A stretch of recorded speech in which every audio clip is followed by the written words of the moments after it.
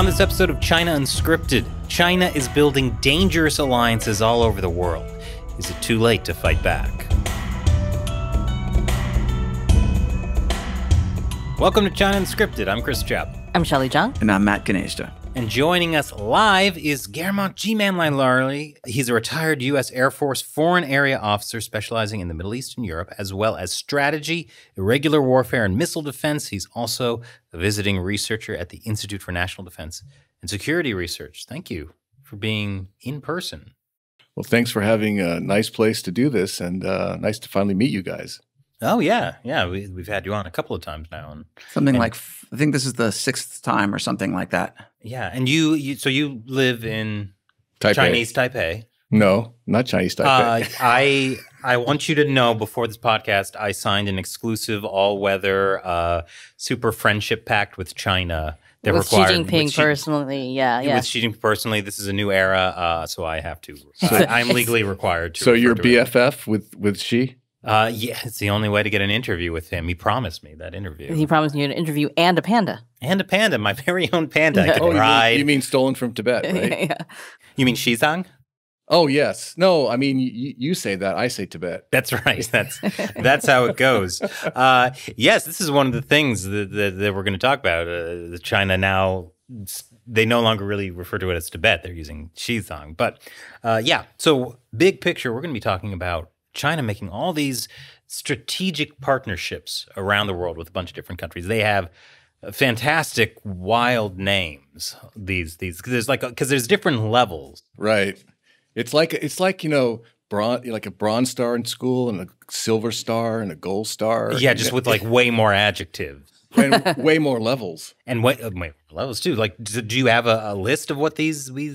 Yeah, just give me 1 second. Because I forget what mine exactly was with China. You want to know how, like, where are you compared to like North Korea, and Russia? I think I'm the #1 love you long time partner.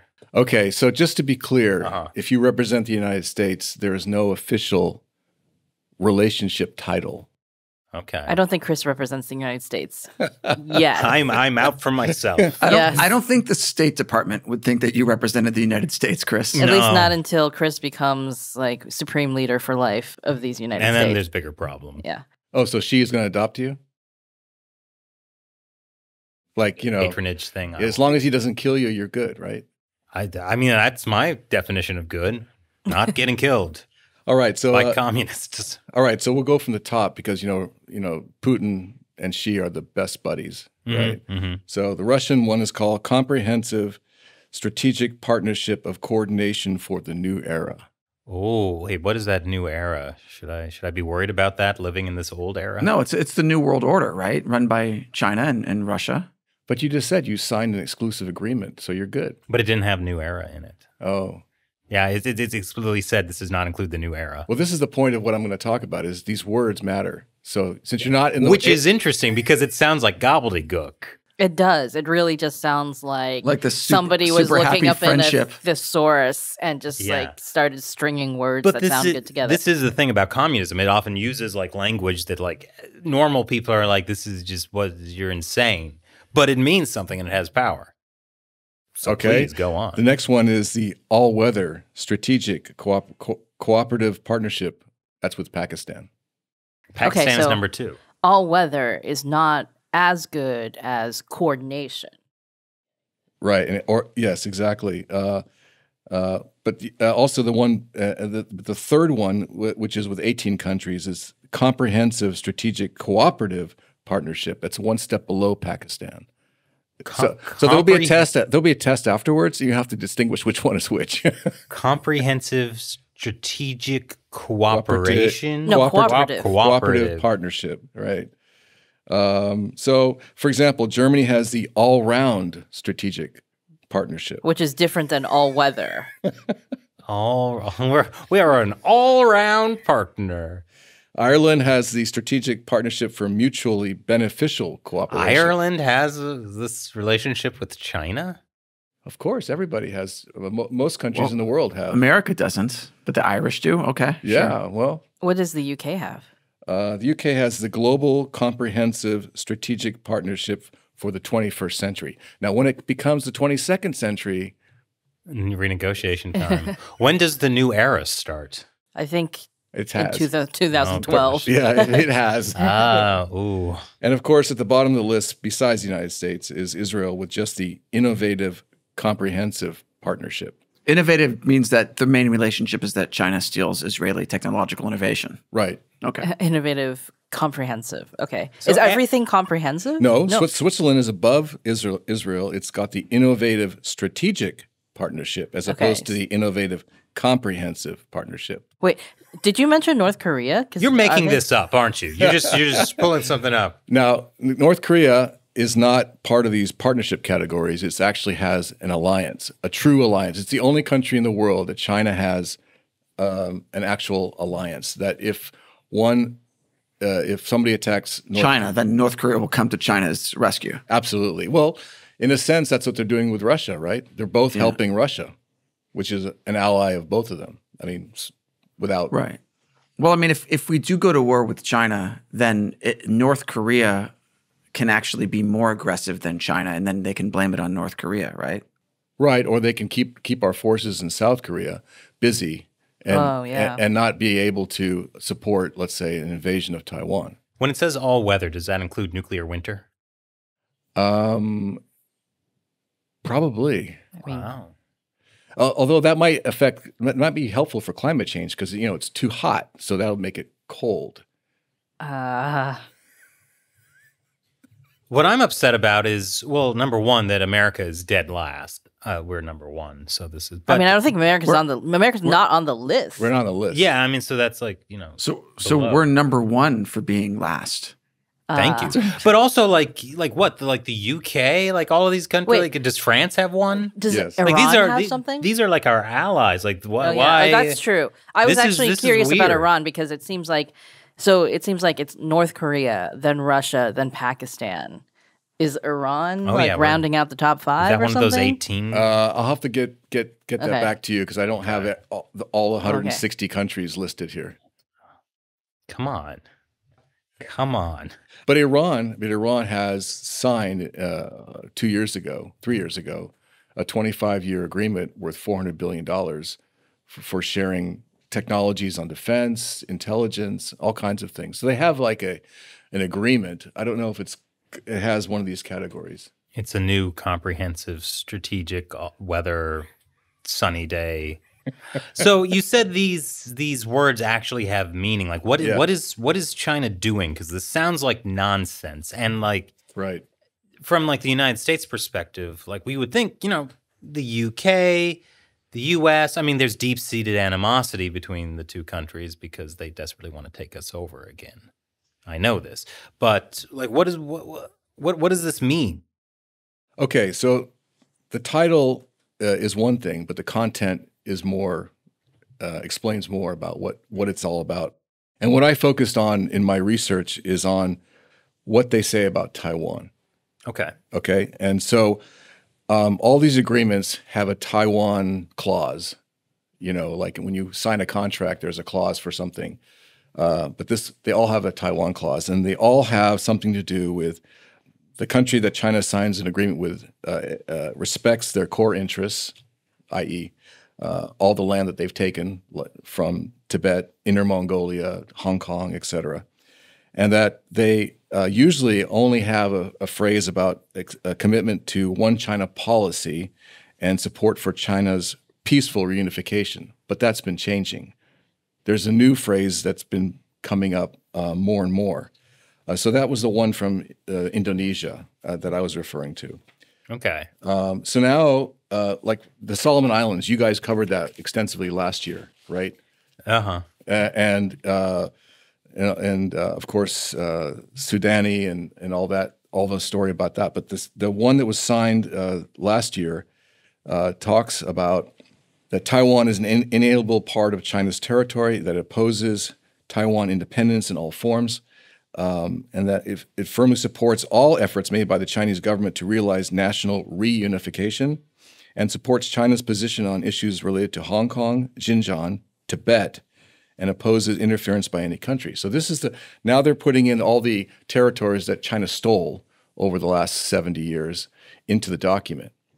And then later on, what we find is that now they're changing the word Tibet to, how do you pronounce it, Shelley? Xizang. Xizang. So they've dropped the word Tibet in the language, so they're signifying the terminology of the region. Right, but that also, because there's still this legacy of the idea of free Tibet, and people remember Tibet as once being an independent country, which obviously it was in the early 20th century and before then. When you call it something else, it just doesn't feel like Tibet anymore. Well, I think also you can see that they had a lot of success with Xinjiang. Right. Right? Because people wanted to call it East Turkestan, but like even in Western media, it's always Xinjiang because of kind of historical reasons. So people say Tibet, but they say Xinjiang. So Xinjiang sounds like it belongs to China. And for a long time, because the human rights groups were trying to use East Turkestan, then the CCP had a monopoly on, if you search for Xinjiang on YouTube, for example. Remember, we did an episode about this a few years ago. It was all CCP propaganda, essentially. Like, they could corner the market. So I think that's also part of like what they're doing with Xizang now. Nobody else refers to it as Xizang, but so then they can kind of like own that space.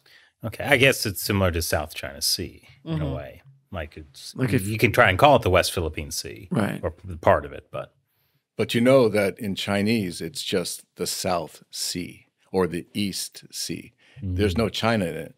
When we translated it, we gave them a gift. We call it the South China Sea or the East China Sea.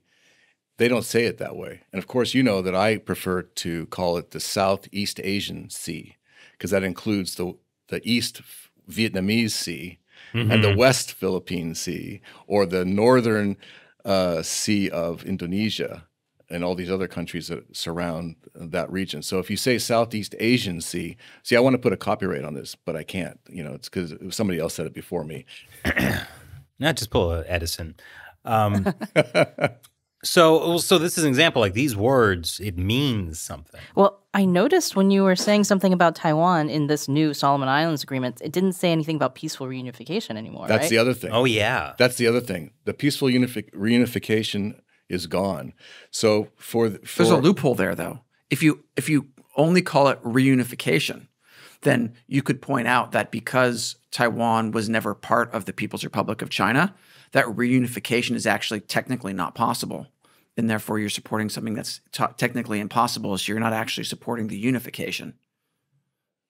Okay, but from their point of view, they've already got Taiwan in their constitution as being part of their territory. So even though it never was, they believe it is. Just like we said, you know, East Turkestan is gone pretty much, and Xinjiang is being used.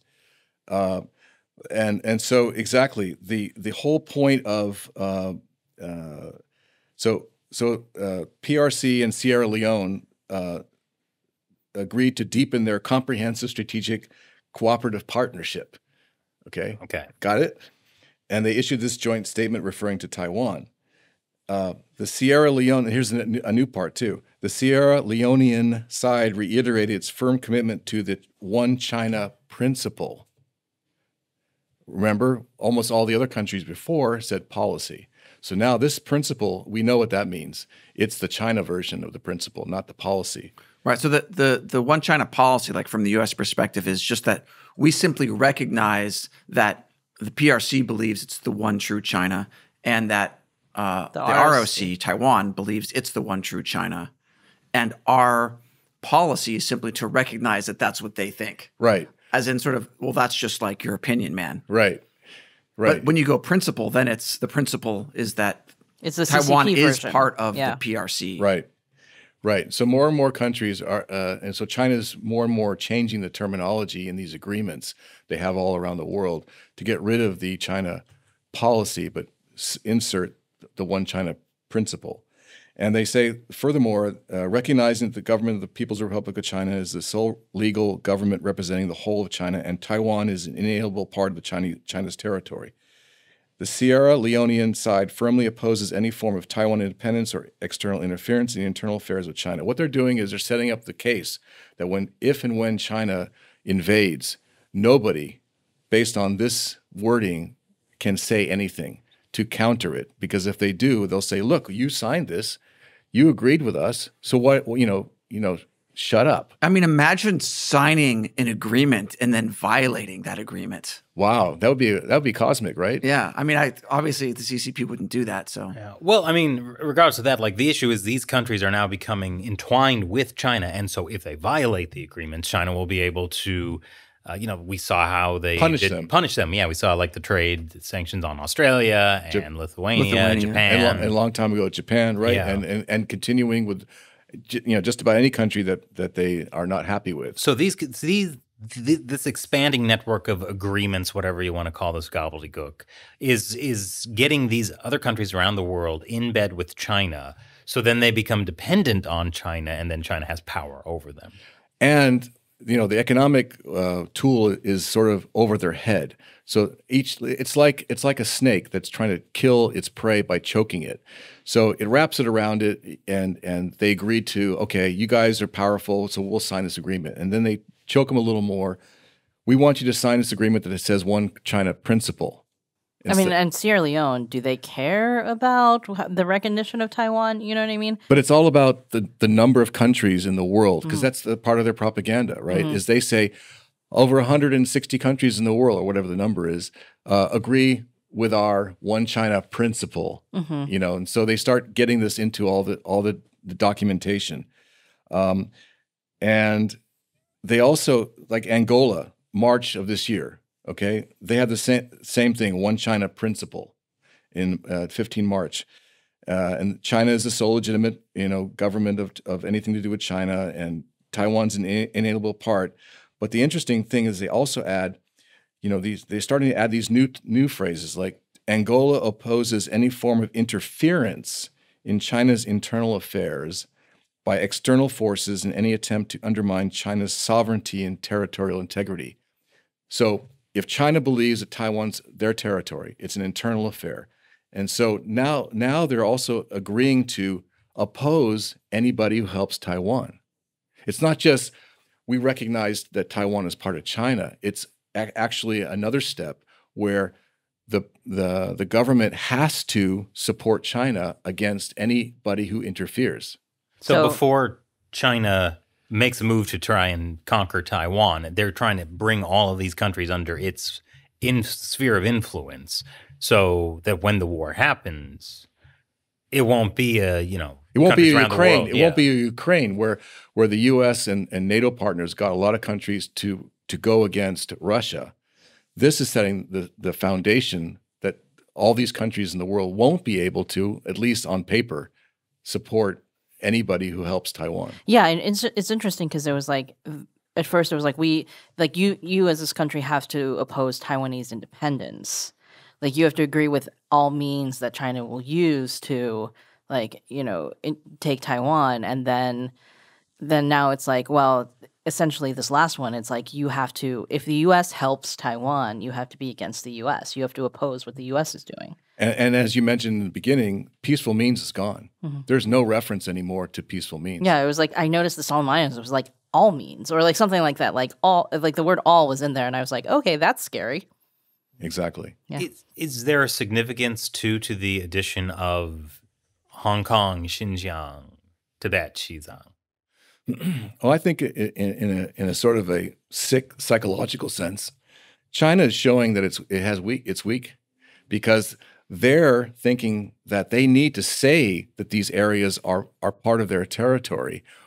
If they were sure that they were part of their territory, they wouldn't be listing it. Like we were talking in the beginning before the session started. It would be like the United States making all the countries around the world sign a document saying, we accept the United States as a country, and to include Alaska, California, Washington, Texas, maybe not Texas, but Louisiana, Florida, etc. I mean, that's how I think weak they are, because they have to put these areas of occupation that they've taken on their list, so that people, what they think is they're protecting those things, but what they're communicating to me is that those are areas that they're afraid of.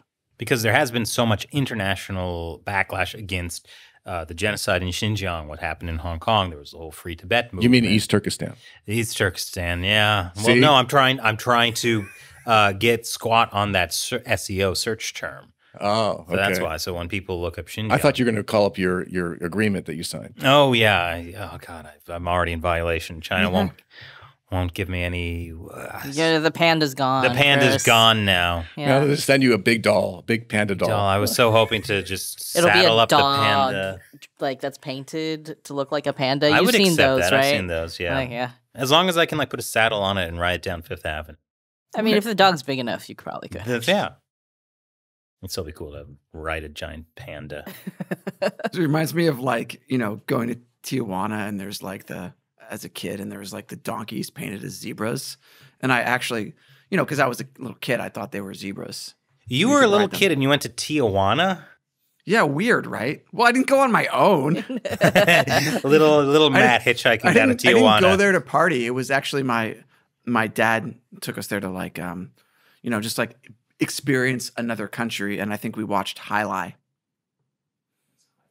It's a sport that never took off in the United States. Is it the Mayan one? Yeah, it's kind of like racquetball, but you play it with these hooks that you you catch the ball, and it's like a it's like spelled a hook like shape. JAI. Oh, I think I've seen that. Yeah, I think I've seen that.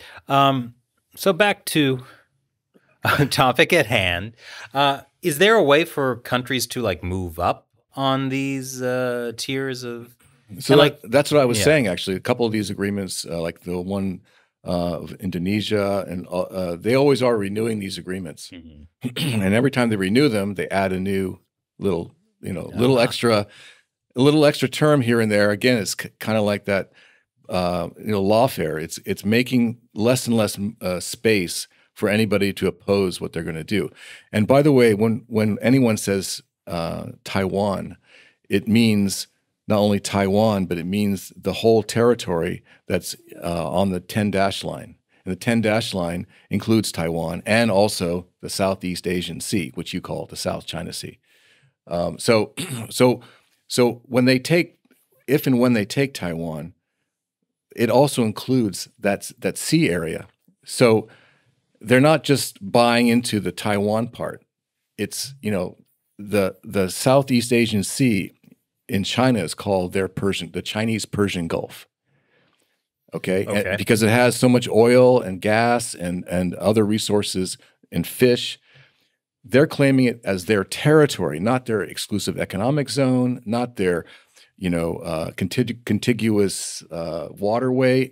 They believe it's their territorial waters. That's why all the harassment that's been going on in the Philippines, because they're exerting their sense of their territory. Well, also, if China is setting itself up for this new era, which is a China-dominated world, they will need those resources in the South China Sea.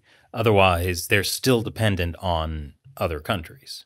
Yes, and also by controlling those seas, they also control Japan and South Korea, The shipping. and everything. So it's a dual-edged sword. Yeah, it's insurance for them, but it's also a weapon against our allies in the region. So what happens in this new era for like Japan and the United States and for me? Well, funny you should mention that. So the U.S. and all of its allies are now currently in the process of making new alliances that never existed before. For example, we all know about the classic hub and spoke, right? The U.S. and Japan, U.S. and South Korea, U.S. and the Philippines, U.S. and Australia. But now the countries in the region are creating their own interdependent alliances without the U.S. So Japan has an alliance with Australia. Japan has an alliance with the U.K. India has an alliance with Japan. India has an alliance, almost a full alliance with the U.S. They have what they call the 4 foundational documents or agreements that it's one step below a treaty. So you have all these countries in the region reaching out to each other to sort of making an overlapping security arrangement, which oddly enough is similar to what was set up in the 1950s. You've heard of SATO. You probably haven't heard of NATO. NATO, Northeast Asian Treaty Organization, which includes South Korea, Japan, U.S., and Taiwan. Hong Kong. But that one was dissolved. Oh, all these were dissolved. SATO was dissolved. Yeah, but it doesn't mean it can't be reborn. I mean, you've already got three. You've got U.S., South Korea, and Japan. They announced last year that they were making a new alliance. That's 3 out of the 4. That's pretty close to the original. I imagine China would not be happy if there was some alliance with Taiwan. When was NATO like? It was the mid-1950s until 1977 around time frame. And there were all these groups, all these security arrangements were dissolved basically during the Carter administration. Carter. Well, but that was also around the time when alliances were switching from Taipei to Beijing. And also it was a time when a lot of these countries actually, kind of had their own interests. I mean, SATO dropped because the Vietnam War, and you had all these different conflicting interests. They didn't want to. Some countries didn't want to participate in the Vietnam War, so the countries started falling off this. Well, I bet there was also a fear of that these alliances, because the Cold War was going on, that like a little war in Vietnam could spark World War III. Yeah, I mean, the interesting thing that tells us, it's like you have an alliance that you're going to, have mutual defense or whatever, mutual aid in warfare. And then one of the partners enters a war that another one doesn't like. So what do? They just drop the agreement, which is to say that when you have, all these countries like Sierra Leone, for example, having this agreement with China, and the PRC assumes that Sierra Leone is going to stick with that agreement during a war. But can't Sierra Leone just be like, you know what, we're dropping the alliance, we're dropping the agreement? Sure, now. They can. Absolutely. And that's, so that's the economic weapon that China tries to hold over their head and say, we're providing you, imports to your economy. We buy your stuff. And if you don't comply, then, we're going to punish you. But in war, what they want to set themselves up for is to be the moral, have the moral high ground. You broke a promise, you see, and so we're the victim. And so whatever you do or say after this point, you're liars. You don't make your commitments known. All these things that will put them in a better position from the world point of view, so they can create this idea that they're doing what they should have been doing a long time ago. Yeah, it goes back to oppressed and oppressor. China's always oppressed. Well, Mao always argued that whenever you are in a war, you need to have the moral high ground. You need to be the one that's doing a justified war, the just war. And so by making themselves being the victim of these countries, if they decide to bail out of these agreements, they put themselves in a position, they can also tell it to their own people, hey, this country signed up to this, and now they're complaining about it. You see how bad they are? Yeah, this is like the cult-like nature of communism, where it is this religion where it's like, this is what is good, this is the world, this is the new era utopia we're trying to build. If you're against it, you're damned. Except, in communism, they don't really have a heaven and hell. But well, the damned means we kill you. In communism, it's always hell. That's right. Now, you live in Taiwan. How afraid are you that there'll be an invasion? Well, everyone always asks, when is Xi Jinping going to order the PLA to invade? And I say it's not a question of when; it's a question of why. He could have a bad night and wake up one morning and say, you know what? I'm tired of waiting. Let's go.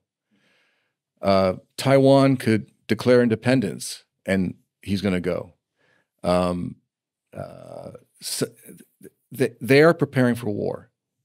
They're also trying to do the peaceful means. You remember the 2005 anti-succession law, which says there's peaceful means and non-peaceful means. But when they decide that peaceful means is no longer going to work, they want to be able to use the military to achieve their objectives. So, recently when President Lai was sworn in, a few days later, the PLA and the Chinese Coast Guard surrounded Taiwan and got very close to Taiwan's territorial waters within 24 miles. 12 miles is the territorial boundary. So they had 12-mile leeway, but that's on the ship side. Maybe it'd take a few minutes to cross 12 miles. But if you're a jet and you're flying within 24 miles, that's like a minute difference. And so what they're doing again, they're choking Taiwan. They're making the space in which Taiwan has time to react to something smaller and smaller and smaller. It's like fighting in a corner. You don't want to fight in a corner, but China's pushing them into a corner so that they have less and less ability to counter it. So even though people portrayed the exercise as another exercise, it was actually a lot worse than it had been in the past, because not only they had gotten closer, they also had used their Coast Guard, which I had been discussing that the Coast Guard is going to be used for a blockade or a quarantine or whatever politically correct term you want to use against Taiwan. So this is the first time we saw a lot of ships from the Coast Guard show up and participate with the PLA Navy. There were no missiles fired, so no one got excited. But that's exactly what China wants people to do, not get excited. The frog in the water. They don't want the frog to jump out. They want the frog to just continue to be lazy and sit around and watch the PLA Navy and the PLA and the Coast Guard, which is under the CMC, get closer and closer to Taiwan. And recently, there was an incident where a PRC speedboat decided to go from China to the mouth of the Tamsui River, which is the river that goes into Taipei. And the Coast Guard, luckily, the Taiwanese Coast Guard caught the ship. And surprise, surprise, the pilot of the ship was a retired PLA Navy captain. I guess they don't teach navigation really well in the PLA Navy. Oh, we don't have to worry about a war then if they can't even know where they're going, because that wasn't planned. Yeah, that is amazing. Like, to send like a former PLA person into Taiwan's rivers to scout things out, test reaction times. So yeah, you're still living in Taiwan. No, not worried. Yeah, well, I have less things to worry about. I don't have to worry about fentanyl coming into Taiwan. I don't have to worry about the over 10,000 Chinese potentially PLA soldiers floating around the United States. I mean, you got the whole PLA army on your doorstep. That's bigger. But yeah, it's so you mentioned like the US is trying to create, like, obviously other countries are aware of what China is doing, that there's this new era coming, and that they are trying to create alliances to counter this. Is this too little too late? I don't think so. And I think, for example, this month or next month, at the end of this month, is going to be RIMPAC, the large exercise that the U.S. does every 2 years in the Indo-Pacific. And this is the first time that Taiwan will be participating in this exercise. And the U.S. Starting last year has starting to train the ROC military both in Taiwan and in the United States. Over 500 are rotating in and out of the United States, getting training, learning how to kill PLA soldiers, so that when they're brought in body bags back to China, to the one-child families, they'll understand what it means to have no future. So I think there's a lot of ways that we in the West and Taiwan can fight China even before they show up. And one of the ways to do it is, like your show, is to emphasize the weaknesses of China and to point out to even the Chinese people, if they can get access to your show and understand it, is that it's not in their interest, in their family interest, to have their children die for the Communist Party. And that reminds me, we should try to get Chinese subtitles or something for the show. Yeah. You said that the Taiwan's going to be at RIMPAC officially? Yes. According to the National Defense Authorization Act of 2023, a year and a half ago, the U.S. Congress and President Biden signed it. They're officially inviting them. Now, what level of participation is probably more like an observer for the first time. But still, the fact is that they're going to be participating, and all those 40 countries that are participating are participating. So that means that they don't have a problem with Taiwan participating. None of them are in these agreements where... Oh, I'm sure they are. Well, wasn't it just a few years ago that China was in RIMPAC? Yes, absolutely. Things can change. Yeah. I mean, I also remember when we started interviewing people like you or Jim Fennell or like a lot of Grant Newsham, people who are on the military side, one of the things they were talked about was Taiwan needs to be in RIMPAC. Yes. And because of them talking about it on our show, the Congress Biden administration and Congress were like, you know what? Thank you. They listen to you. Yeah. Yeah, it's really a lot of pressure to, you know, have the weight of the world on our shoulders. But and the U.S. government could probably donate some money to your show, right? I mean, that's... I wish. That'd be a double-edged sword, though. That is true. I could maybe buy a panda with it, though. And I wouldn't return it no matter what agreement I'm they sorry, may sign. like I think pandas cost a couple million a year. Well, once I get it. But it's just to be clear, all pandas are owned by the Chinese Communist Party. That's true. So if you're a bad boy, if you don't follow up with your signed document that you did, you're going to lose your panda. Well, let me tell you, possession is 9/10 of the law. The other 10th is Smith & Wesson. That panda, once I get my hands on that panda, it's my panda. Right. I mean, this is the thing. Like the pandas only have to go back to China. Not all of them were even born in China, but the pandas only have to go back if that country that has the pandas agrees that they need to send them back. It's going to be like, what are you going to do? Is the PLA going to march into like the San Diego Zoo and like take the pandas by force? No. The PLA, the CCP is going to be the victim. You stole our pandas. We are the wronged party.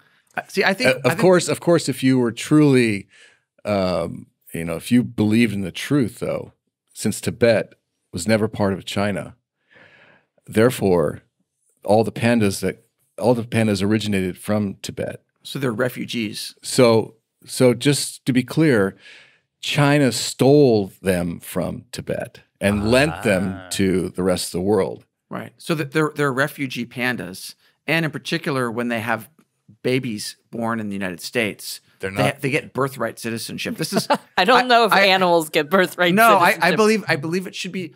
Come on, if it can be applied to people which have come illegally, then like it only makes sense. Like we're a very generous, welcoming country to people, no matter how they arrive, and I think it's unfair to these Tibetan pandas that we don't give them the same if they're honor. Tibetan, then they could apply for asylum. Yes, because under political persecution. Right. Okay. So perfect. So we need to write an asylum law for the pandas of the world. Right. Well, I actually think when the CCP engages in gray zone warfare, the U.S. needs to have various levels of reciprocal response, right? And this is all just trolling. International politics is just trolling other countries. It is, and I want one of those levels of reciprocity. Like if whatever that red line is, like if the PRC sends Coast Guard, to such and such area, whatever, then we keep the pandas. I don't know if that's reciprocity. Isn't reciprocity like if the CCP like kicks out some journalists, we kick out some. Yeah, I mean it doesn't have to be equal. Okay. It can be. We can do asymmetric warfare. Okay, asymmetric panda warfare. Well, we have to because the CCP is engaging in asymmetric warfare. I mean, I think legitimately this is something the U.S. could do. Like actually use the pandas. How many pandas do we have now? They took them all. Oh, you know what? But there's supposed to be some coming back to D.C. in the next year. Yeah, right? and now that we have pandas back, we don't have enough to create a breeding population, though. Can I just say reciprocity for exit bans on Americans? We just put an exit ban on pandas. That's actually, I think they would care a lot more about that actually than exit bans on certain Chinese people. That's, yeah. Yeah. There we go. So Biden administration, you're welcome. Congress, all of Congress that is watching. How you doing, AOC? I would just wonder. I'm just now. There are a lot of Tibetans in AOC's district, actually. That's right. Yeah. I lived in her district. Yeah. Yeah. Well, A lot of good Tibetan food. I think this is this. If this is a cause, AOC, that you want to take on, I would fully support that. Yeah. So thank you. Give me a call. Talk. Okay. So you mentioned these kind of spoke-to-spoke alliances going on. Are there more, like I'm thinking AUKUS, Quad, Squad. Right. These are really neato names. Squad? Yeah, what's the squad they're talking about? Not AOC. Not Squad. Not your squad, babe. Not your squad. No, I'm talking. Okay, so for example, you mentioned the AUKUS. This is 3 countries, but there's move afoot to add Japan to Pillar 2 of AUKUS, which is the technology transfer. So that could be 4. There's also the trilateral I mentioned between U.S., Japan, and South Korea. There's also move afoot to set up a trilateral security arrangement between U.S., Japan, and the Philippines. The U.K. has what they call the five power agreement, which is countries that used to be part of the British Empire. So Brunei, Malaysia, Australia, New Zealand, and the U.K. That doesn't even include the U.S. Or Australia. Australia. Australia, yeah. I did say Australia. He said Australia. Yeah. So those 5, and so there's all these multilateral agreements. Even like Japan and ASEAN, they have a comprehensive security agreement. Mm-hmm. I don't know why the West is using the same terms as the Chinese. I don't know. Beat them at their own game. I don't know who started it first, but anyway, there's. They should call it JASEAN. There you go. All right. I mean, it's stupid, but there's a lot of stupid acronyms out there. I guess it's less stupid than ASEAN or something. Yeah, JASEAN. And then also we have the expansion of relationships in the Indo-Pacific, like Papua New Guinea, where the U.S. got the Papua New Guinea government to agree to allow the U.S. to have 6 bases, 3 air bases and 3 ports in their country. So, I mean, it sounds like despite all the countries signing these insane agreements with China, plenty of other countries realize the threat of Xi Jinping's new era and are trying to do something. I mean, a lot of these countries that realize the threat are the ones that are directly first threatened by. Yeah, I guess like Sierra Leone. Right? For Sierra Leone, it's like it's all gain. Like we get trade with China. We kind of need Angola. Stuff. But South Korea is like, we're a little close. Yeah, they to the point where they might do something with Japan. That's pretty amazing, actually. Yeah. Might I suggest that maybe instead of pronouncing it the new era, pronounce it as the new error. The new error. Oh, burn, Xi Jinping. Xi Jinping, I know you're watching. We're going to call it the new error from now on. Mao was the old error. Xi Jinping is the new error. So he's making all these errors. And I believe that he is. And people are reacting to these errors, and they're building these alliances. Right. Well, basically what the CCP is doing is building essentially the second world, right? And to oppose the first world, which is, I'm going back to kind of the mid-20th century. Explain this to me in a flat Earth context, because I don't like these different worlds. There's 3 worlds on the flat Earth. Okay. Right. So the first world is like the Western or liberal democracy alliances. The second world is the communist alliances, and the third world is what we now call undeveloped countries. But in the mid-20th century, it was like just the countries that were just outside the whole thing, right? And so in the Cold War, you had sort of the first world versus the second world. And it seems that what the CCP is doing is sort of, they have this sort of, I might call it a Cold War mentality to build up these alliances with other communist-friendly countries. Or at least paying them off in the true manner of the mafia. Right. Interesting. It's amazing how much money plays a part in communist China's strategies. I mean, money that we gave, though. The money that we gave. It's our money. Well, I mean, that's the way communists handle money. They take money from other people, right? They take other people's stuff, and then they redistribute it to whoever the communist leadership says deserves to have the most redistribution. Right. So whether it's top communist officials or whether it's, sunshine, rainbow, strategic cooperative partners, that's like they're just redistributing other people's money to achieve those ends. So it sounds like a story from Robin Hood or something like that, right? Where the rich king has all this money and he's paying off all his people, and then we need a Robin Hood to steal that money. I'm pretty sure the CCP thinks they're the Robin Hood in this story. That's right. Well, it's only because the good king is away fighting in the Crusades, the just war. Well, I was actually going to ask, before we get too off topic, about all these different alliances, right? Like the different. I have to interject real quick. Because of Disney propaganda, when we were talking about Robin Hood, I only imagine a fox. I only imagine Robin Hood Men in Tights. I was thinking of the Kevin Costner version. Wow, we each had a different mental image of Robin Hood. And what about you? Which version of Robin Hood were you thinking? I was thinking of the question that Shelby was asking. How dare you? Try to keep us on topic.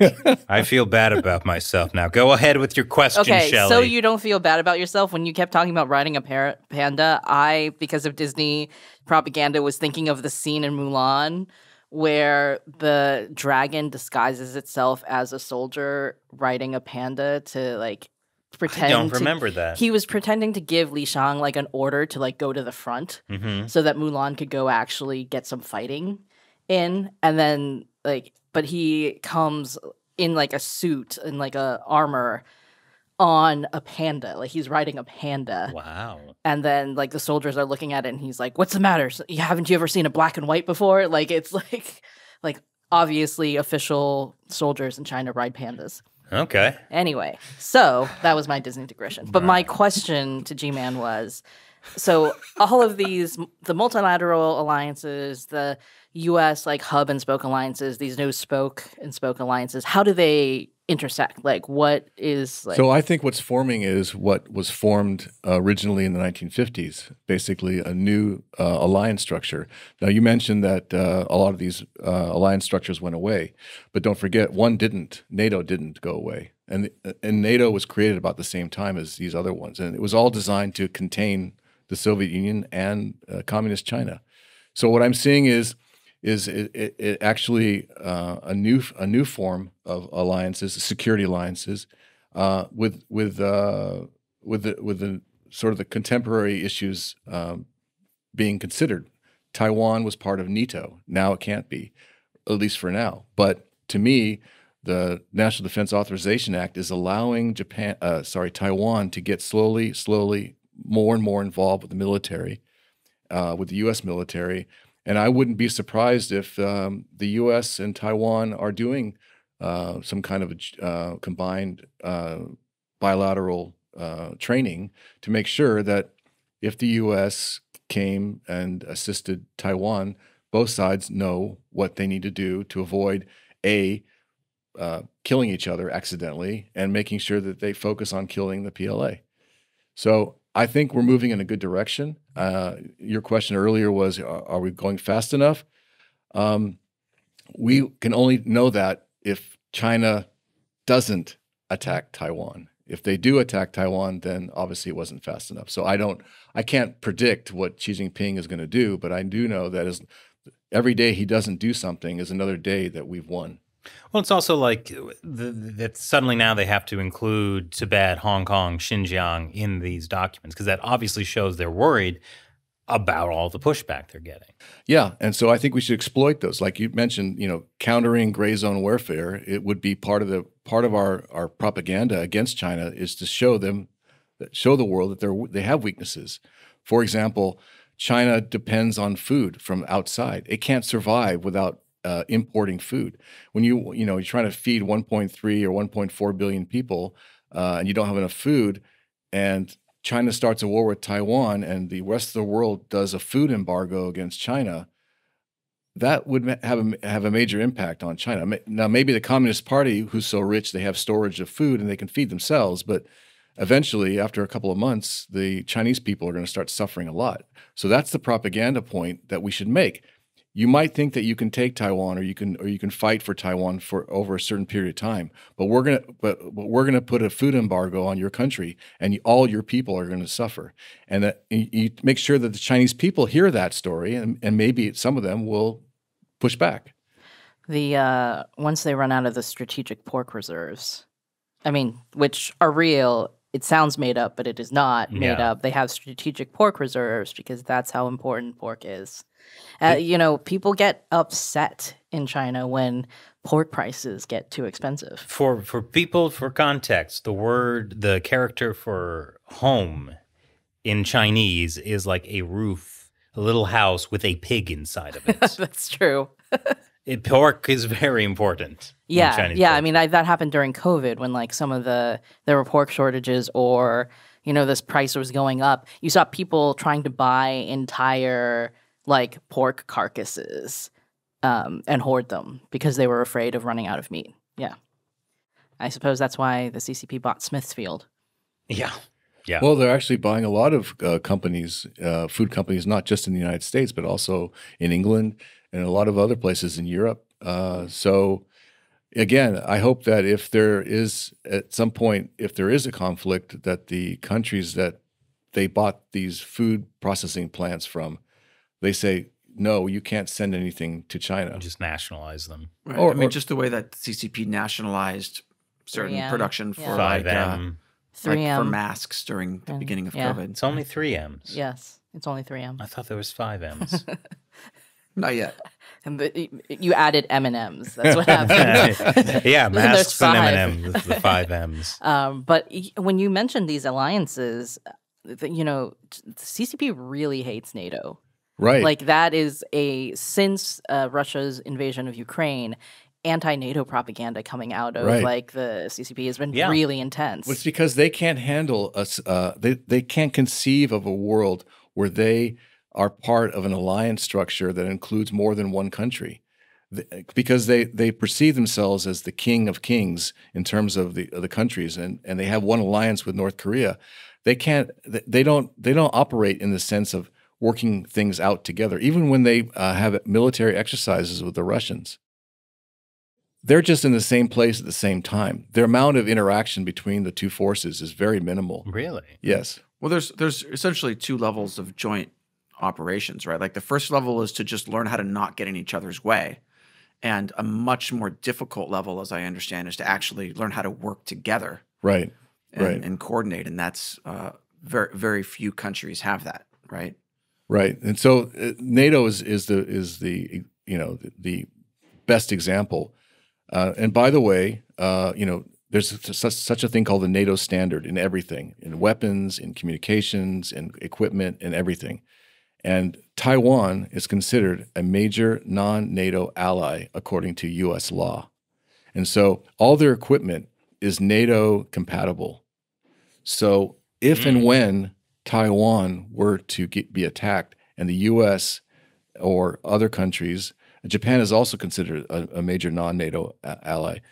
So these countries that have NATO standard equipment will be able to work together in what we call combined is between countries and joint is between services in a country. So in a combined environment, they could operate, but they have to train. And so I'm hoping that as part of the different NDAs that are being passed each year, that training is getting more and more in depth and stronger, so that when in the future something happens, the Taiwanese military and the Japanese and the U.S. and whoever else wants to play, including those NATO countries like the UK and France, who also happen to have nuclear weapons, want to play, it won't be difficult because there's a standard that we all play to. China doesn't have that with Russia. They don't have like a communist standard, And that's interesting because that shows another weakness and vulnerability of the ideology, where you can't share power. You can't collaborate as equals. Even though they have all these cooperative partnerships. Yeah, that's right. Yeah. What they don't have in any of those partnerships is trust. Basically, yeah. And I think especially currently with the situation Russia finds itself in, I'm sure China believes itself to be the dominant power between those two, that Russia is incredibly dependent on China, and so China gets to call the shots. Well, as time goes on with the war in Ukraine, Russia needs more and more supplies from China, from North Korea, from all the gang to keep its war going, because even though they have the ability to produce their own weapons, they don't have the ability to replenish them as fast as they use them. And so consequently, my theory is if Russia loses the war in Ukraine, China wins.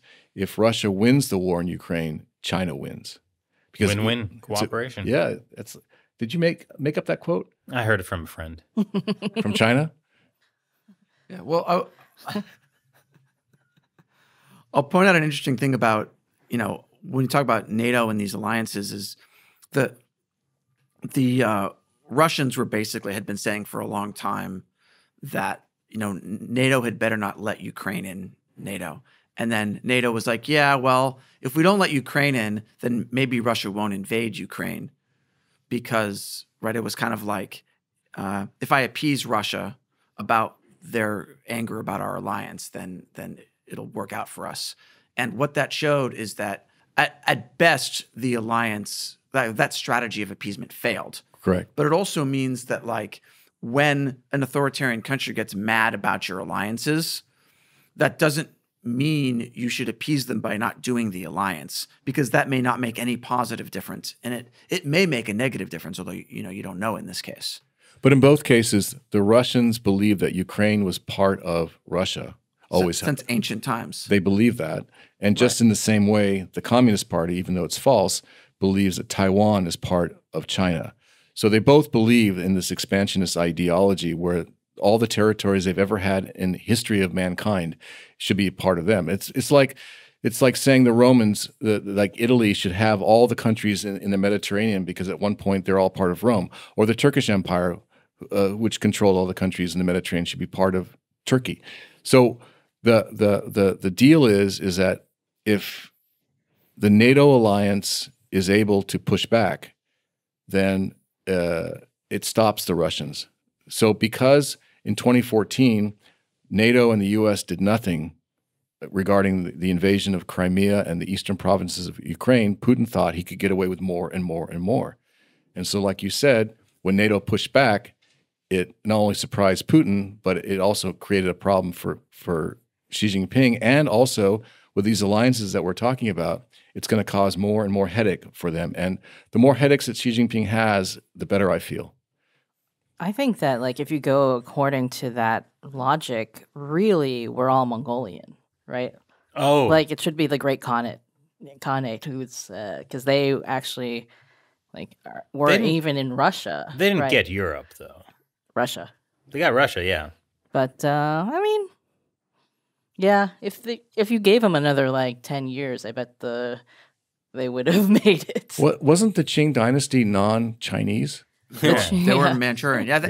And in fact, interestingly, like the only two before the Communist Party, the only two really expansionist territorial governments were the foreigners, the Mongolians in the Yuan dynasty, and the foreigners, the Manchus, who came and took China in the Qing dynasty. This is not true. And now you have the Western ideology of communism coming and being expansionist. This is not true. Okay. Are you signing your contract? Did you sign your contract? No. I'm just like, this is an actual, the idea that, like, China was not aggressive or took over its neighbors. Sorry. What? Okay, you're right. Let me rephrase this. The largest expansion. The largest expansions were under these foreign imposed governments. Largest in terms of land area. Well, I think you're right in terms of that, but according to Chinese history, those people became Chinese. Like, do you know? You mean what I mean? Like, they were Sinicized. They were Sinicized. Like the Manchus lost their culture and adopted Chinese culture. Nobody speaks Manchurian anymore. Yeah, the written language is dead. Like, they became Chinese. like. But the Mongolians didn't lose their language. No, I mean they only ruled China for like 76 years or 72 years, something like that. So Didn't last too long. It wasn't as long. Qing Dynasty was 300 years. What I'm getting is we need to restore the glory of the Roman Empire. That's what you were saying, right? Why not? Well, I guess the Asia would be Mongolian and Russia would be, and then Europe could be Roman. Is that what you're saying? Would the U.S. be Iroquois nation? Or do we get to keep our American Empire? I think essentially America belongs to... Well, maybe you take get the Aztecs and Incas and Mayans get to keep respective portions of the Americas. Where are the Vikings in all this? Newfoundland? They can get, Iceland. They can take Canada? Yeah, sure. Let the Vikings take Canada. Let anyone take Canada. Now, you don't want to make your Canadian viewers upset. They're used to it. They're pushovers. Yeah, it's okay. They'll apologize to us. Thank you for watching. There was a real question I had at some point. Oh, yeah, we were talking about, since the Russia thing came up. So, obviously, with some of these alliances, we see that there is pushback to China. But, I also see that, after the UK said that China is providing deadly force to Russia, the US was like, whoa, we don't know about that because we don't want to be, actually have to cross those red lines that we put out with China and, actually sanction them and treat them. Right. So there still seems like there's this wishy-washiness. Yeah, but the wishy-washiness went away when Zelensky at the Shangri-La conference said point blank, China is providing weapons or weapons parts to Russia. Xi Jinping lied to me when he said he wasn't going to do that. I think that veneer went away. Xi Jinping lied to somebody? Wait a minute. Am I not going to get my panda? I think you're not even going to get a panda, toy. Oh. I think you're going to get like a fine. Your social credits. Your social score just went down. That contract I signed for a lovey-dovey friendship hug. You just didn't see. You didn't see the small print where it said that you have to do all these things first before you get the panda. You have to first of all deny Taiwan independence, and was it the Snuggle cooperation that you signed because you get a panda in exchange? Yeah, Snuggle, yeah. The Snuggle Bear. Yeah. That's what I was going to call him. So Chris signed the Snuggle cooperative agreement for all time for at least a new era, all round, all weather, new era for the new era, and the new era. Yes. All right. So looking forward, these alliances are forming. What other alliances could form, assuming that the countries of the world stay on track to actually view the Chinese Communist Party as a threat? Like I said, a lot of the countries in the Indo-Pacific are already signing new agreements. So we're waiting to hear about the Japanese-French agreement. They already have one. The Japanese already have one with the UK and Australia. So there's several agreements we're waiting for completion. Japan and the Philippines are also getting ready to sign an agreement. So there's lots of these bilaterals coming up. In addition to that, there are some multilaterals that could add more countries. Like we mentioned AUKUS, and that Japan might be added to Pillar 2. And we might have an expanded alliance. So, you have these three, South Korea, Japan, and the U.S. You have Japan, Philippines, and U.S. So what about combining those two together? Like a Triforce. So then you'd have 4 countries, right? You'd have South Korea, Japan, Philippines, and the U.S. That would be the best for Taiwan, because then all the countries surrounding Taiwan and have an interest in Taiwan are unified, and it would just be a matter of adding Taiwan to it. So, and then you also have Australia, which is now trying to get its power or its influence expanded. So they're doing a lot of things with the Philippines. Okay, so then now you start adding the countries that already have these bilateral relationships to the bigger multilateral, to the point where you basically have an Asian NATO. Oh, that would make China so mad. Good. Yeah. Good. And hopefully it would deter China. Because if everyone in the region that has a significant military is prepared to fight China, then it makes it more complicated, and again gives Xi Jinping a bigger headache. And you know that what that makes me feel? Good. All right. Well, thank you very much for joining us today. I hope now that you've met us in person, you won't tell everyone not to talk to us What? anymore. Matt, you're okay. You guys are okay. We're okay. good. We're We're still good. okay. Thank you very much for hosting me and finally meeting you. And it's been good.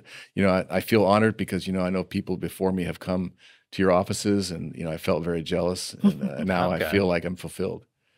Excellent. Should we sign a comprehensive security agreement? I think we should. Forever, error. No matter. The one China unscripted principle. As long as you throw in a panda toy, I think we're good. Yeah. I think that's good. Yeah. Or maybe the Taiwan tie. I've been looking at that the whole Yeah. time. Yeah. Ah. It's pretty nice. I kind of realized, first I thought it was sweet potatoes, and then I realized it's Taiwan the whole time. So it's really a Taiwan. Taiwan. it is a Taiwan. A Taiwan tie. Yeah. Right. So there you go. Well, thanks for joining us and Thanks. helping us go off the rails. And thank you for joining us. Once again, I'm Chris Chappell. I'm Shelley Zhang. And I'm Matt Gnesta. We'll talk to you next time. And thank you for being here. Thank you.